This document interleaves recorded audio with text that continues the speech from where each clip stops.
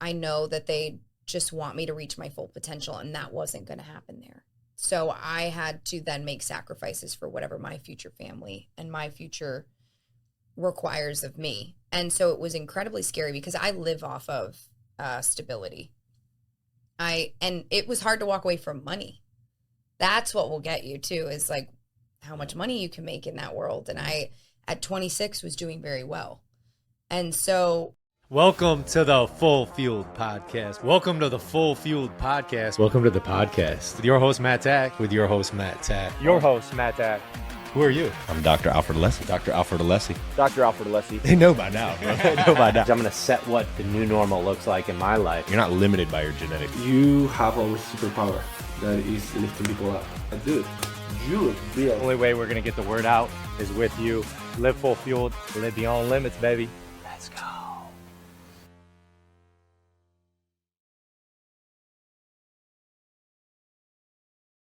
All right. Welcome back to Full Fueled. Your host, Matt Tack and Dr. Alfred Alessi. We're here with season 2, ramping it up.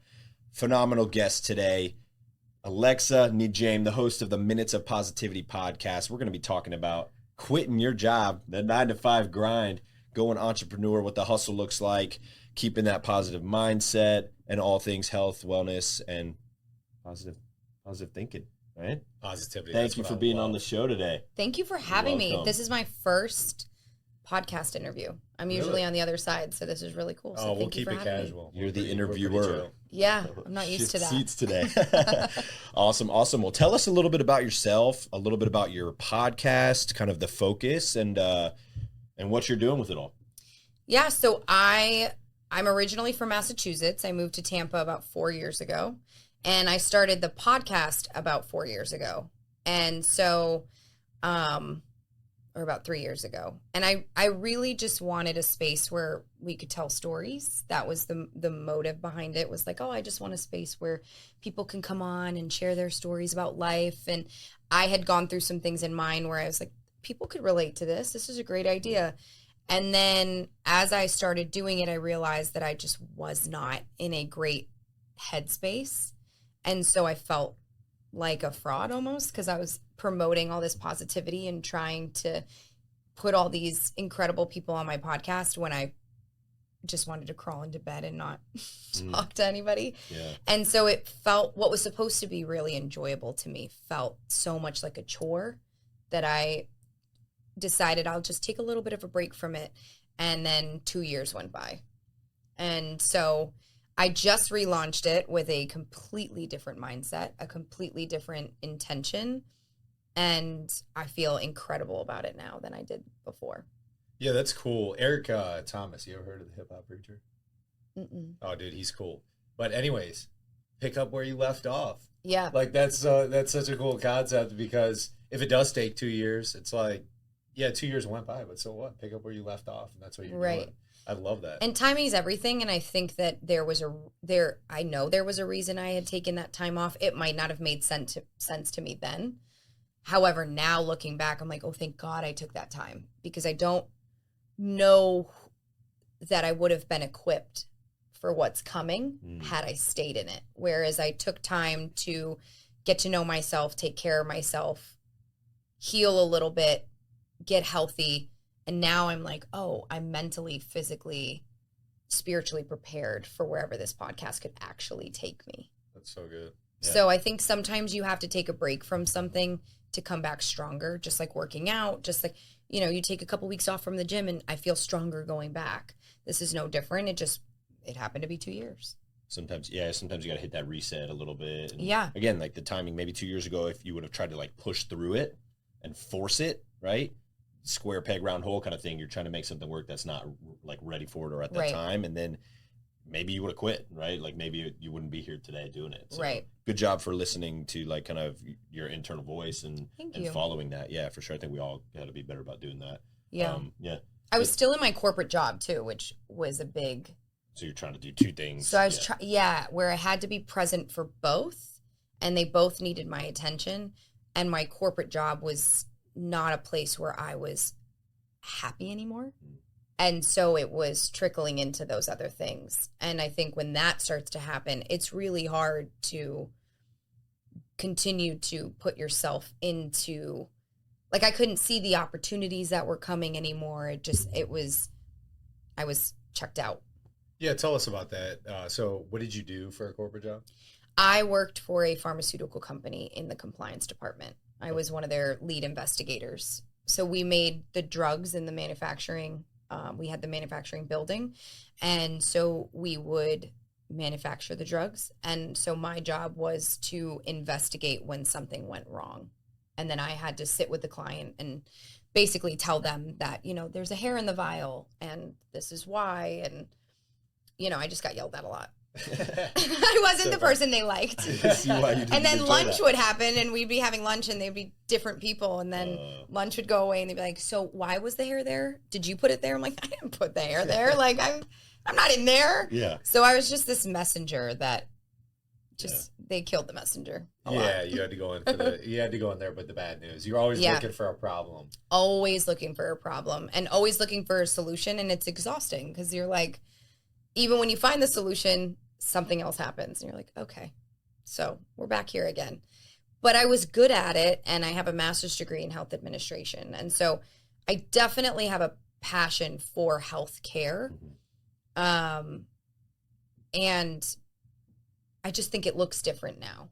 And how I'll pursue that looks different now. It sounds kind of like what I've heard from you and just us chatting a little bit is like, you put all this time into school and your life and learning and you're kind of told the next step is you get a job and you go out into the world and you just do these things that are expected of you. And you were like, not working. I'm done with that. Yeah. How scary was that, right? Because a lot of people can't even fathom that idea. And that's why they stick in an unhappy place for their entire lives, right? Sure. Then they get to the end, they're like, what did I just do? What did I waste this entire thing? So it was terrifying, to say the least, because I put myself through my master's and I'm a first generation. So I was really nervous to tell my family, like, oh, by the way, because you don't, when you're a first generation, I think a lot of people can appreciate this. You don't have many options. My father is an immigrant who came from Lebanon to put me through school and do those things. And I was nervous to tell him, hey, gonna switch some things up, Yeah. But I think when I finally decided that it was time to walk away, it didn't matter what anyone was going to tell me, because at that point I was 26 and I felt like I was 45. I felt miserable. And I thought to myself, if I continue down this path, what do the next 20 years look like? And so I know the sacrifices that my parents made to give me the life that I have. And I know that they just want me to reach my full potential, and that wasn't going to happen there.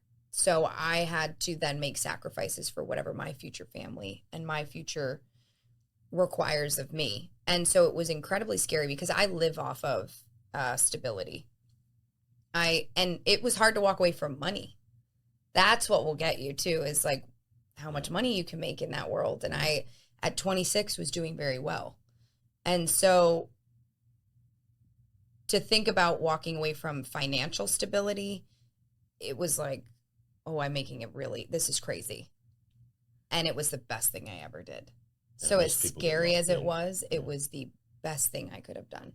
That is the thing about entrepreneurism, is that it isn't for everybody. Yeah. It's a scary, scary walk when you walk into it. It's like the first day, you're like, all right, I'm going to do it. I'm actually going to quit my job. Yeah. I did that. And so I like my first day, I'm like in my late 20s and I'm trying to like, what do I do now?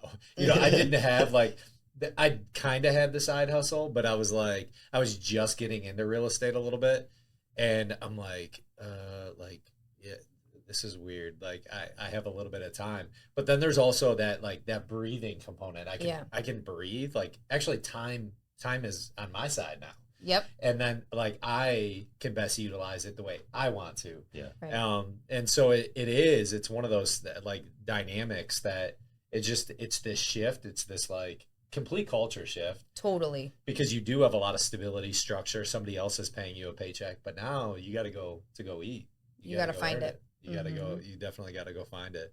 That's cool. I got a question for you though, because I'm so interested on the dynamic then. If you're second generation, so your parents were first generation. No, I'm first. You're first. I'm sorry, but they were immigrants. They came over here. My father, yes. Okay. So are they entrepreneurs? What did they do when they came from Lebanon? So my dad, I guess you could say to some degree, he owns or owned a restaurant. Okay. Yeah, and totally. now, so he has a Lebanese restaurant in Massachusetts, and he has been in the restaurant industry. He's a phenomenal cook. Absolutely can take 3 ingredients out of your pantry and make a 4-course meal. I need some fattoush salad right now. Yeah. Dude, I'm freaking hungry. Yeah. That's amazing. We're going to Massachusetts. Yeah, right. And I'm telling you, it's the best. And so I watched my whole life, watched him work to the ground. You know, like I didn't see my dad a lot growing up in the way that, you know, he would wake us up coming home late, waking us up to take us back to the house. And it was, he worked a lot, and he didn't trust anybody else to cook the food the right way and everything like that. And now he does all these farmers markets, and he makes pita chips, and he is doing phenomenal. So it's such a blessing.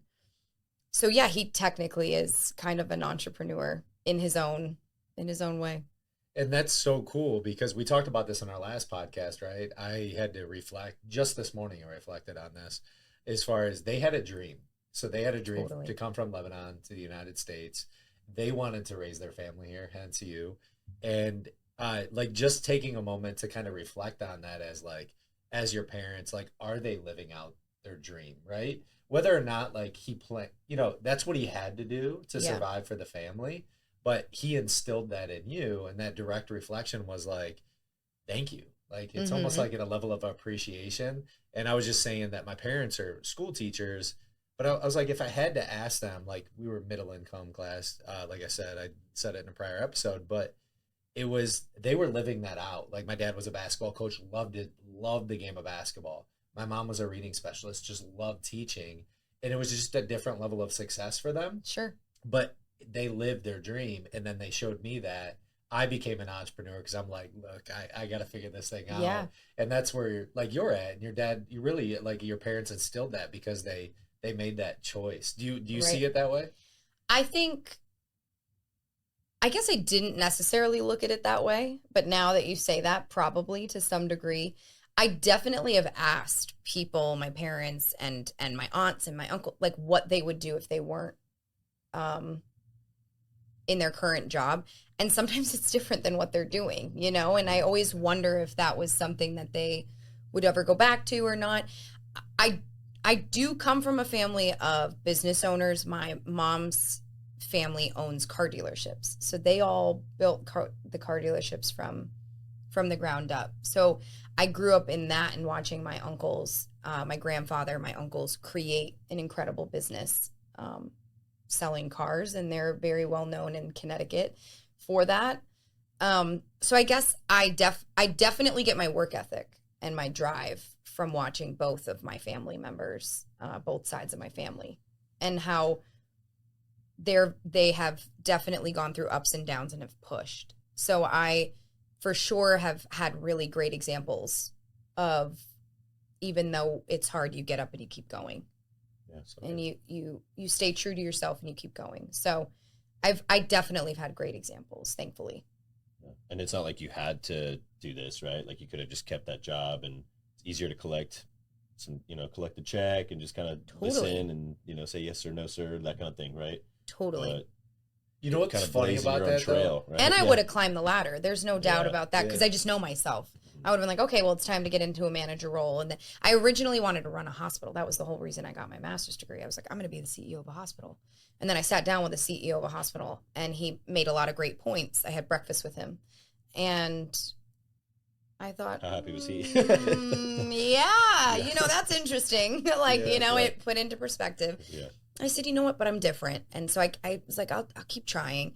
And then I went into the prison systems and did my internship inside the prison systems to bring those two together, healthcare and correctional facilities. I saw that on your profile. And, yeah.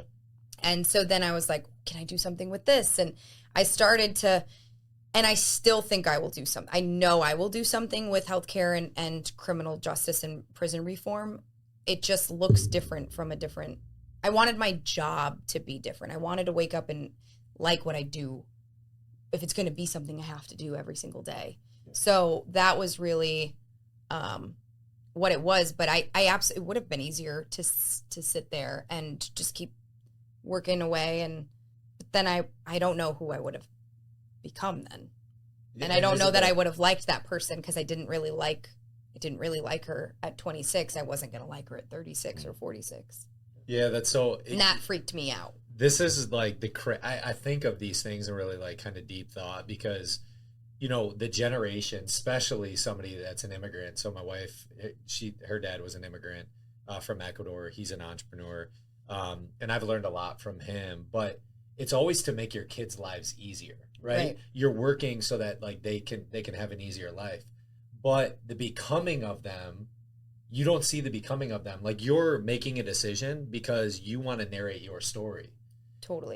Whereas like, that's not really what your parents probably had envisioned. They're like, actually, we're just trying to make life a little easier for you. How about you just keep the job? Yeah. Or because I want to make your life a little bit easier. But the reality is when you can go through a little bit of the mud, was when your story becomes a little bit better.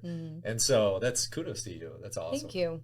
And I will say my parents, when I think because I was 26 and not 21 or 18, coming to them and saying, I want to be an actress. I want to try this. I want to, you know, maybe start my podcast again. I think I could really it was almost like she knows what she wants at this point. There's nothing. And so thankfully, both my parents and my family have been incredibly supportive of my decision and have continued. I think they also are now seeing it in action in a way that, because it's taken a little bit, you know, I'm now 28. So it's taken 2 years to get to this moment, which I've prayed to get here.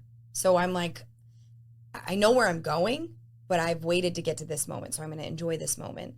And so I think they're seeing the progress as well. And I know that they're proud of me and want me to keep going. So that's, at least it does help, because it can be hard if you don't have any type of support system. That can help big time when you maybe have that self-doubt, right? Or you kind of start to kind of like question, oh shit, should I have done this? You know, like there were so many times last year where I was like, I ruined my life.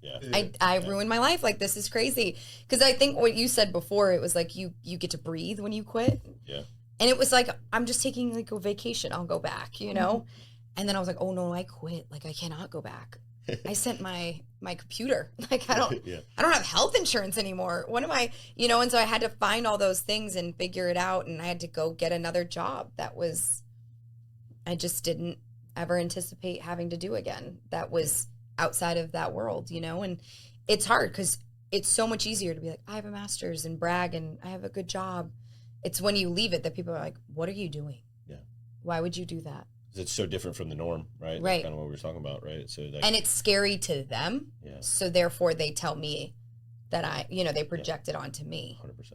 And so then of course for about a year, I internalized that. I think I needed that year to kind of spiral so that I could come to where I am now of like, yeah, I'm good. I got it.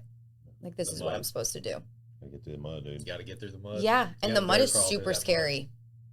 Super dark. Super dark. It's really dark. I can relate in a way because, you know, like I was 18 when I told my dad, like, hey, I don't want to work for you, right? So like my dad built this like empire of a company that his dad started when he emigrated from Italy, from Sicily. And so, you know, big family company, almost everyone in the family works there. Like my brother works there. I'd been working there since I was 12, you know, in the factory in the summers and stuff. So I knew, you know, that was kind of like a shoe-in for me. I was like, I can just do this, right? But I just didn't. There's just something about me that was just different. I didn't see myself going that route. I love sports. I love fitness. I wanted to be in the health space.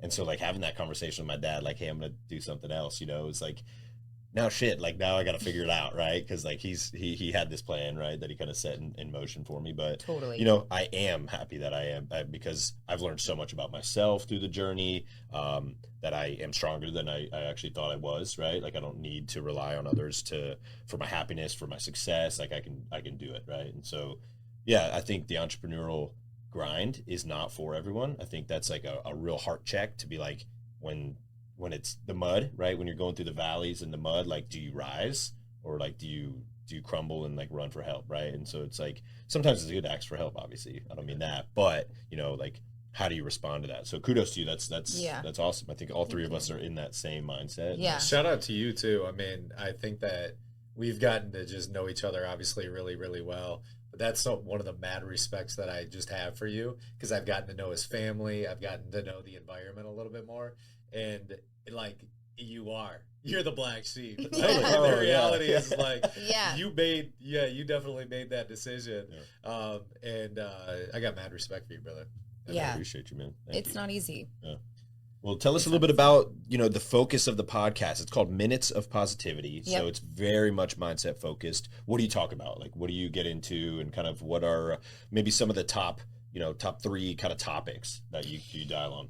So I have different guests on, and each one represents something different. So I just had a professional boxer on there, Willie Monroe, who talked a lot about mindset, boxing, health, and what that's done for him in his life and the trajectory of his life being, you know, having that kind of structure and all that kind of stuff.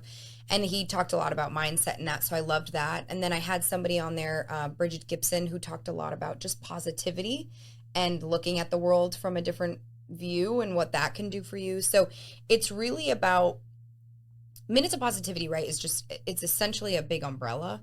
And I wanted it to be something where any kind of story could be told, but they're there to tell the story, which is a positive. And no matter how dark or how light it is, like, we all go through things. And so I wanted to provide a space that was safe enough for people to share their stories, so that somebody else could hear it and laugh, which is positive, cry, which is positive. You feel seen, heard, you realize you're not alone, all those kinds of things. And so I guess I wanted to create a space that I wish I had at times. Yeah, me too. Yeah. And so, especially during the times where I felt the most alone, I wish I had something where I, you know, be like, oh, it does get better. And, you know, so I guess I'm just creating what I wish I had. And so Minutes of Positivity is to showcase that. It's to showcase my journey as well, because I've had such an incredible mind shift. And I see the reality of doing that and the benefits of having a positive mindset, what it can do for you in your daily living. And so I just launched, actually, a Moments of Positivity segment where I'll be talking a lot more about that kind of stuff and showing myself more, because a lot of people are like, okay, but we're not seeing as much of you. And so I still have my interviews, which I love doing because I love sitting down and hearing people's stories. But now my story is also going to slowly be shared, and I'm excited about that. That's really cool. So tell us, you went through a shift over really the past year. You said you almost lost like 30 pounds. So I'm assuming fitness isn't incorporated into that. And then how is that blended into the mindset and the positivity of all that? So for a majority of my life, have had a pretty nasty gut. I had suffered for years with IBS, and I would have all these colonoscopies, and they would tell me that my colon looks good, and we could never figure out what was wrong with my stomach. And I was definitely one of those people who did a lot of okay, I'll try this diet, and then I would lose weight really fast, and then I would gain it all back times 2. And I was like, what is going on? And I was a college athlete. So what was interesting about that is when I, and I think this happens often, is when I was going into my master's, I gained a lot of weight because I was no longer training for something particular. And that throws your mind off a little bit because you're like, well, I don't need to go to the gym because I don't have to practice or I don't have to play. So it's not really a big deal. And that was a lot. And so then when I graduated, I lost a lot of weight. And then we hit COVID and I gained it all back. And then I moved here and I was probably at my heaviest. And it wasn't until I think I was 25 and I got tested. My cholesterol was at 290. Wow. And I remember I was sitting at the breakfast table with my grandparents and my grandfather said, I have to take my medication. I said, oh yeah, me too. I'll grab yours as well. And my grandmother, my grandfather, and I all took the same cholesterol medication. Oh, man. And I thought, oh, something has to change. Yeah. Like, this is crazy. So I was put on medication because I needed to get it down quickly. And then I got off of it and I saw a gastro who had a nutritionist attached to the practice so that they could work together on my system and basically restarted my entire gut. And so that was a process. And then I started that in June. October, I quit my job. And then by November, I started to notice, I was like, oh, I'm starting to lose weight. Like, okay, this is working. And I was eating really clean. I was working out like I'd never before. I didn't even train like this in college. And then by February, it melted off my body. And I had to learn patience with it because I realized I was healing my gut. So I knew I had to be patient.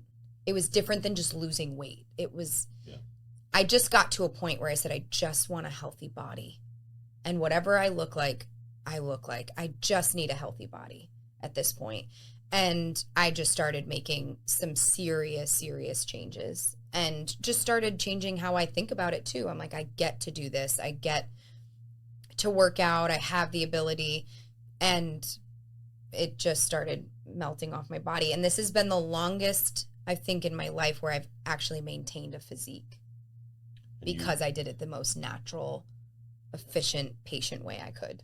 You dumped that huge stress too of that job. Oh, kind of wearing you down. That was like 15 pounds. It was like I quit that. I was like, whoa, my clothes fit looser. Yeah, your body started functioning on a more like optimal level for sure. And people don't realize how much stress affects the gut, right? Totally. So when your body's stressed, it's like, let's not worry about this. Let's just like keep the lights on right now, you know? And it's not going to handle all the other stuff that needs to be addressed. So yeah, that survival mode is crazy.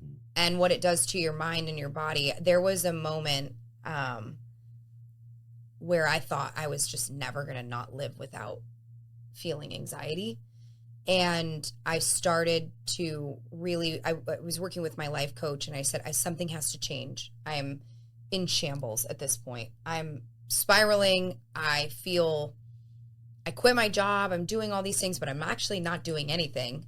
It was almost like I needed a little bit of time to be, I don't want to say rebellious, but I needed. What's sexually? Just got nice and. We'll have to oh, there we go. We got time though. Didn't know that was auto timed. That's funny. I didn't know we were being that still. Yeah. That's pretty impressive. Yeah, that's pretty impressive. That's good. But there was a time period there for a minute where I think I needed to be a little bit rebellious. Because I went to college. I was a college athlete. I danced in college. I was an RA. I then went immediately after, got my master's. Immediately after that was in a big girl job and was doing all these things. I never got to just rage, you know? Like I feel like I finally got to be a 20-something-year-old. And I was working in the restaurant industry and I just kind of did that.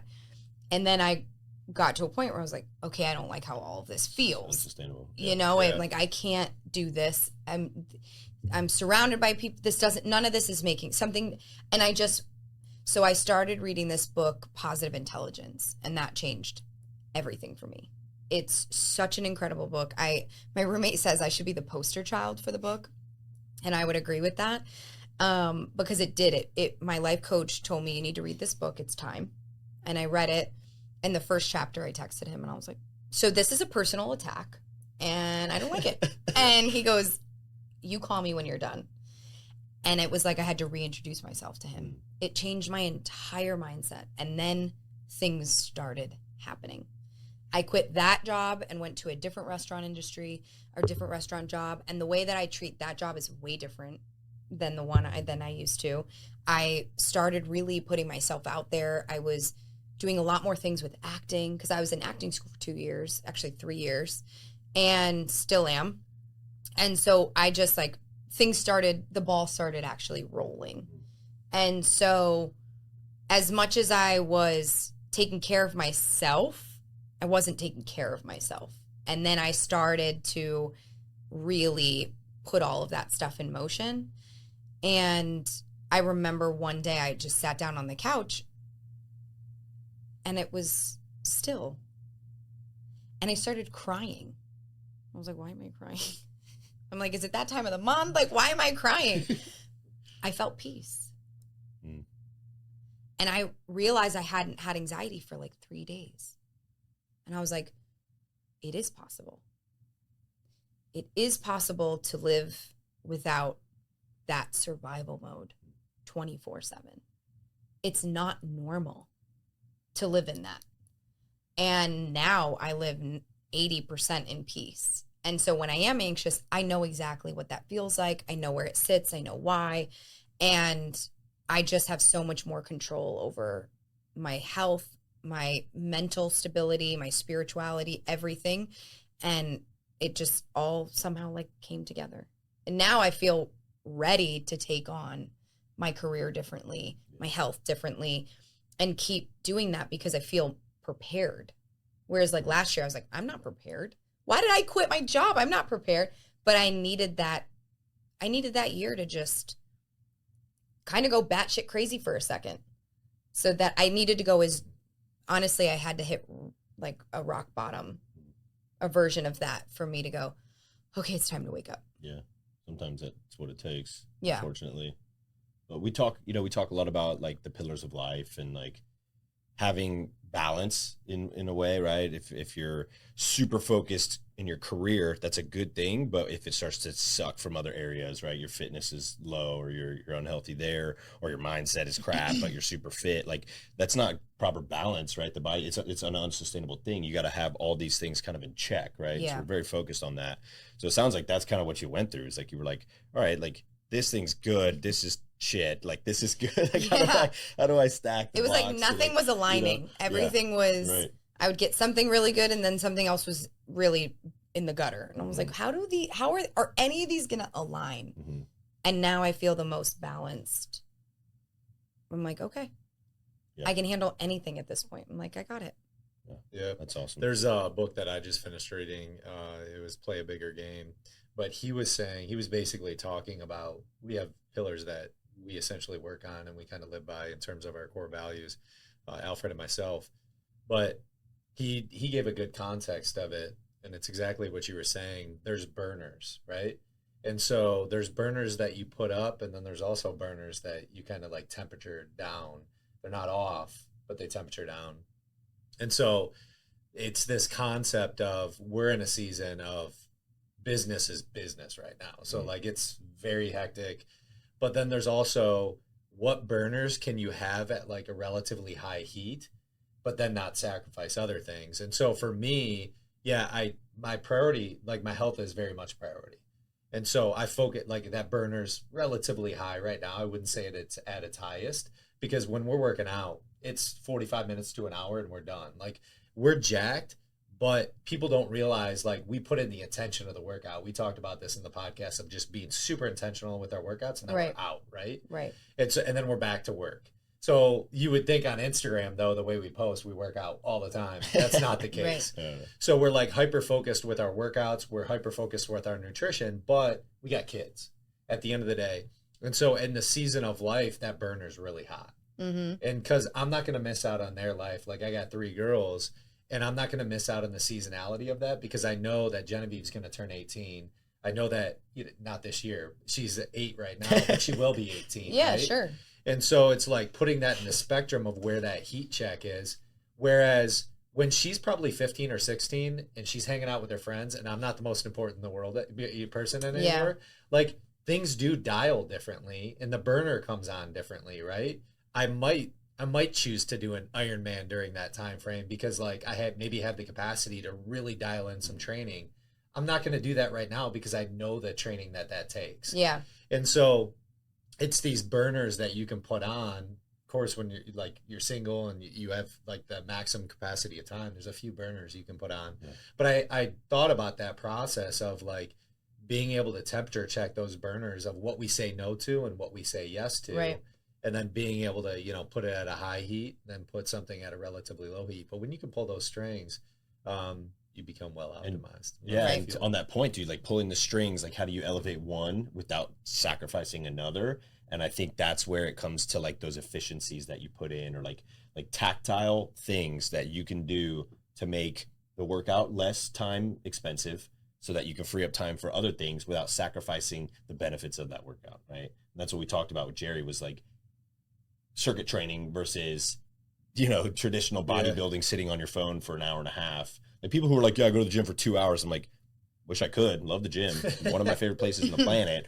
Don't have the time to do for 2 hours, right? So like 45 minutes, get it done, like hyper focused, hyper efficient, free up some time. Still got a great workout, probably better, right, than an unfocused workout. Totally. And now there's more time for something else. So now I can elevate multiple pillars at the same time, right? Now maybe I have another 30 minutes. I could probably read a half a book in that amount of time, right? So, and then also, right, like you talk about with like the Jim Quick method of speed reading, or like focused speed reading, where you can, dude, I can get through a half of a book in like a morning. You know what I mean? And like that, if I didn't have that tactile thing. So let's do this. For like the mindset thing, give us a couple ways that you like focus on, maybe with like your guests or just in your personal life, like tactile things that you do to shift, say, mindset into that positivity, right? To free ourselves from getting, just getting burdened. Yeah.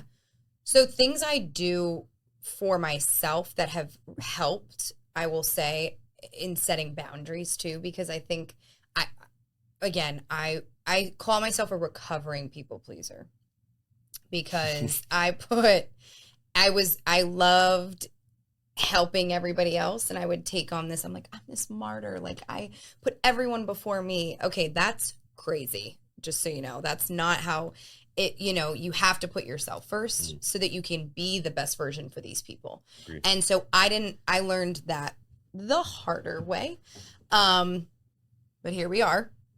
So some things I do to make sure that I'm efficient for my day is when I wake up, like most people, I don't go on my phone. That is just my thing. I don't think that's like most people. Well, I think means most people go on their phone. Oh yeah.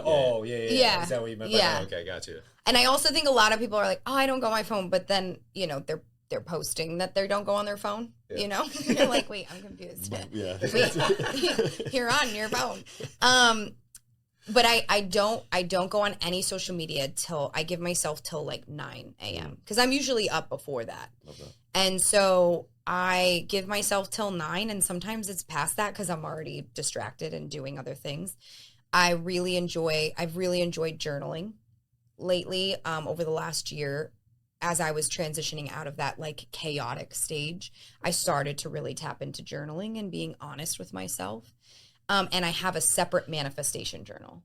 So they're very different ones for just my thoughts. And the other one is to speak kindly to myself.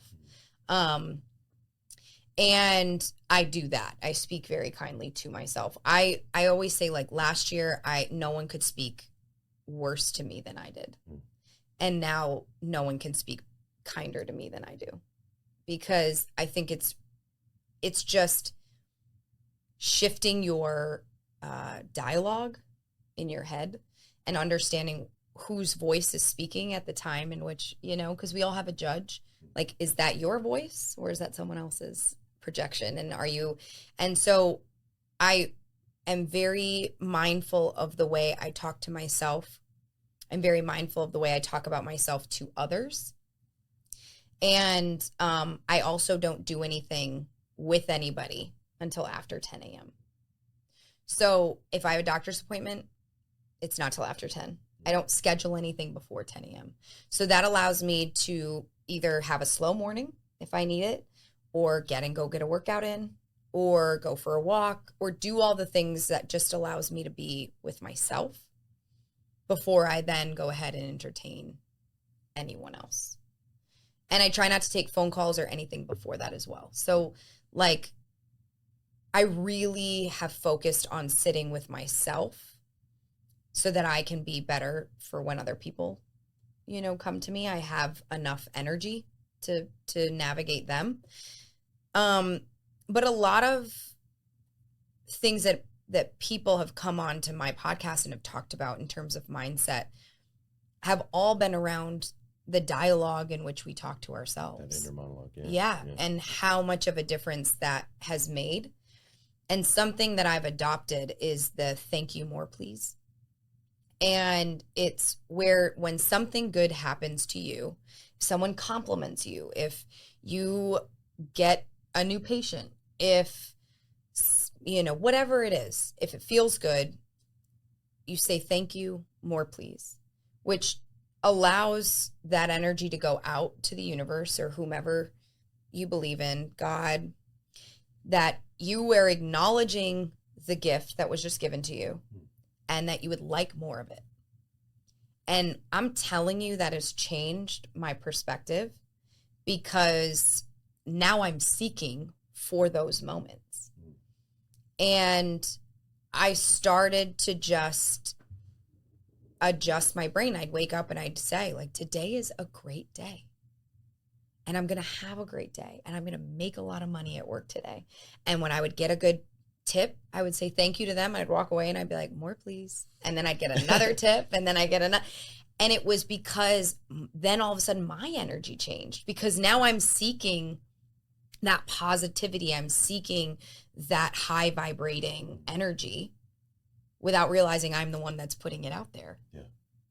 And so I've had people say to me, like, I've had people say, like, I struggle sometimes being around you because you operate at such a high vibration. They're not vibrating as high as you are. Yeah. And they, like, what does, like, Jay Campbell talk about? Is like, they can't like see you, or they can't pick up on, right? Like they feel threatened, or they feel like, that's when people like judge, right? It's they feel like whoever they're judging, they're actually jealous of, and that jealousy is such a low vibration. They're so down here, Well, I think too, when you make shifts in your life and the people around you, it puts a mirror to them. And if they don't like the reflection, they're going to come at you. And I've had to deal with that. I've had to adjust to the fact that, a lot of it's not about me. That's about them. They must feel some type of, they're looking internally and don't like something, because I've done that where somebody's done something or said something and I'm like, ooh, should I? And now all of a sudden I'm insecure. And so I think that when I stopped looking at everybody else, or stopped looking for all this validation, and just started to look within and decided, what kind of a partner do I want to be? What kind of a friend do I want to be? And deciding the kinds of energy I wanted to attract, I just started becoming that energy. And then as a result, I have attracted some of the best people.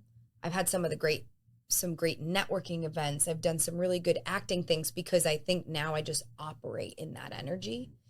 And I'm not going to apologize for operating in that energy, because you don't know what it took for me to get there. Yeah, have you ever read the book by Stephen Hawking's, Power versus Force? I've heard of it. Oh man, I've heard of it. I'll look that up for sure. You're basically speaking the alignment of that, but like they took, it was graded out on a scale, right? And so you take Jesus, Gandhi, Mother Teresa, and then the vibrations of frequency at which they operate, and like Jesus is near perfection, or perfection, of course, so like 1,000, right? But then the vibration of frequency was like on a scale of 1 to 100, and then Hitler was like in the 100 to 200s, but he did his through force, right? And then they gained their power through the laws of attraction. So like the laws of which they vibrated, right? And they built that off of it. But he talks about, I mean, it's a dense book, so if you read it, it's dense. You're not speed reading that. You're not speed reading that one, no. But it's dense. But it encapsulates like some of the thinkers, right, of what Gandhi did and how he, you know, he started out as one, and then like what was it, like 10,000 people were around him when he reached the sea. And then Mother Teresa, on how like that attraction occurred because she was just there. And so she was operating at like 750. Majority of people operate, like I think he said that the United States operates in this 300 to 400 range, which is like kind of that borderline negative mentality versus like they're slightly positive, like you know what I mean? Right? It's survival. It's survival. It's complete survival.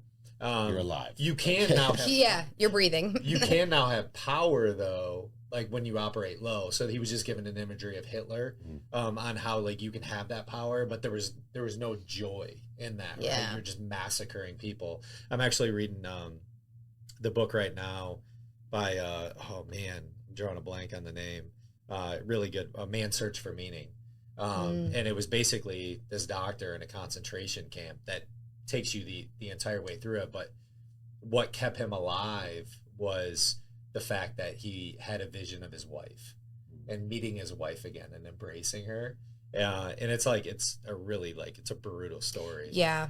Like you could just feel it, but the vibration at which he operated was allowed him to go through. Whereas some people, they didn't know when the end would come in terms of the war. And they were, how the Jews killed themselves, they would run into electric fences. And so there was a couple days before they were liberated, there were people killing themselves because they just didn't know the end.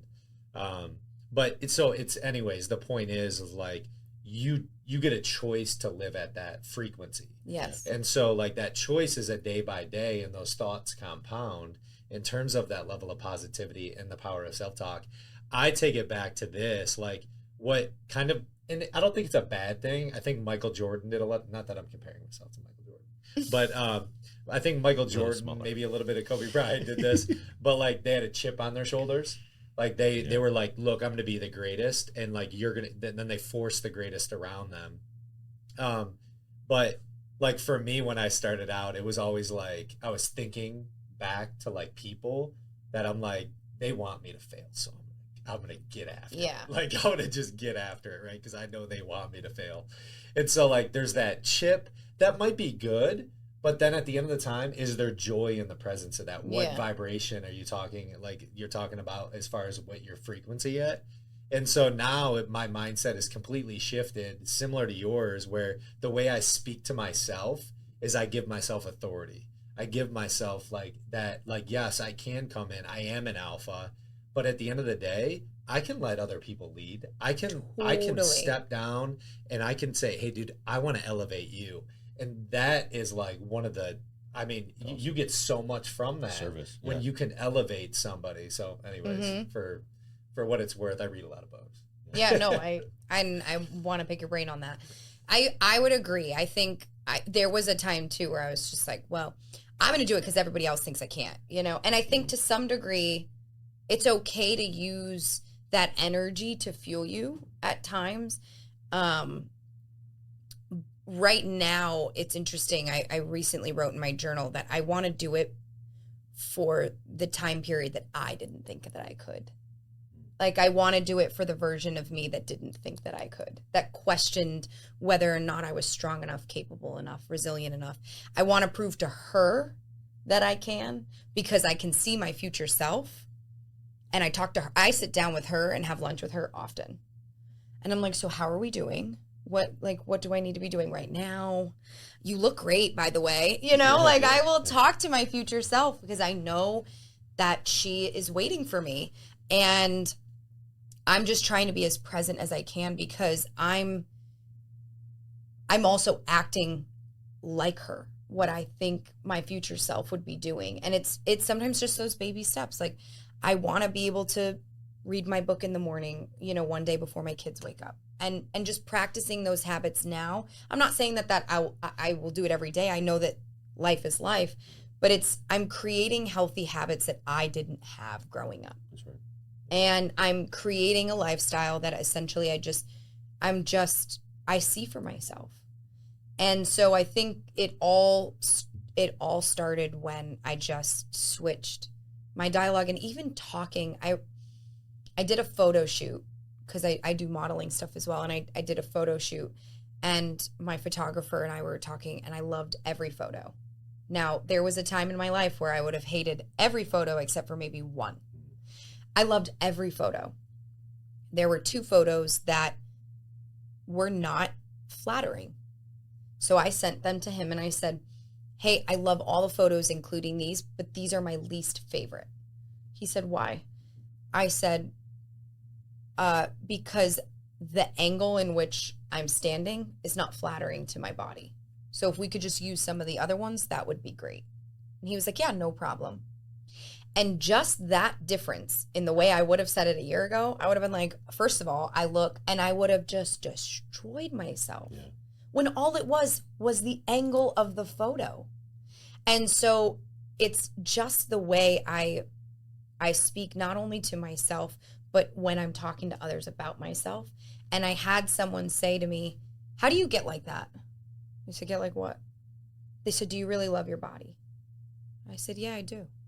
I said, and I loved it. You know, I've learned to love what it used to be too, because it got me through a lot of things.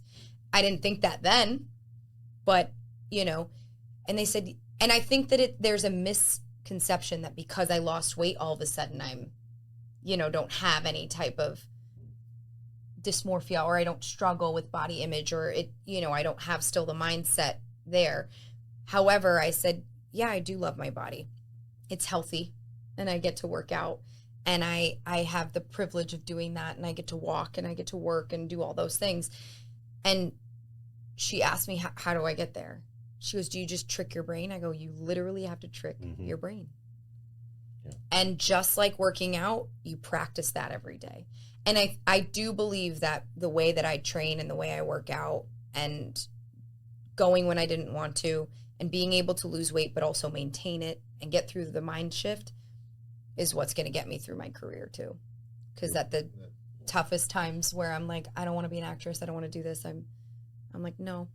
You're resetting all these patterns that you had since you were super young. I was saying, I was a super insecure kid too, and you had to kind of just like overcome these things, right? And there's still times where I'm like, oh man, I gotta get more jacked, right? Like, you know, like, but for me, it's more of like the feeling of it. But one thing I wanted to kind of touch on was something that has been super impactful in my life, and that I've learned, is that when you serve others, that vibration is so high that like it like can't help but deliver you stuff, like, right? And so like when I got into, you know, the field that I'm in, where I'm a doctor but I'm also this entrepreneur, and I have to keep this business running. So there's that fine line between I am serving people, but they pay me money to do so. Yeah. You know, you can be having a lower month or something, and you're like, all right, we got to collect some money. So let's get people in the door, and let's get people in these care plans and stuff. And like that just focuses so much on the numbers that you stop serving people, and it all goes downhill. Right. And so like that mindset shift has always been for me, is like, all right, where are we? Like, doesn't even matter about the money. I'm going to serve this person in front of me to the best that they deserve.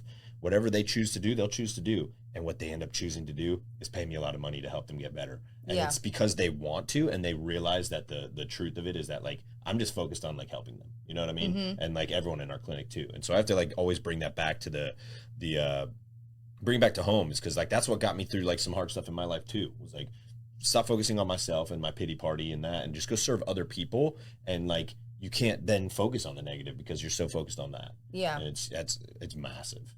And I think too, like, I mean, I'm doing this podcast, and I'm not making money necessarily. I'm not making any money off of it, and I'm still choosing to do it every day. And I'm like, okay.